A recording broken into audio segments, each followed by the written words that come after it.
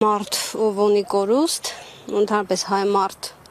ով գալիս է եռաբլուր ու տեսնում է այսքան ծածանվող դրոշ, իսկ ամեն դրոշը մի տան ճրագ է, ամեն դրոշը անդառնալի կորուստ է, հաղթահարել թշնամանք, դա անհնար է ուղղակի ըստիս, եւ նման արտահայտություններ անող մարդիկ առնվազն սրբապիղծ են, ինձ համար, գոնե, դա սրբապղծություն է, չկարելի պատերազմից 5 տարի անց հնչեցնել անհեթեթ մտքեր, անհեթեթ ինչ-որ արտահայտություններ անել, թեպետև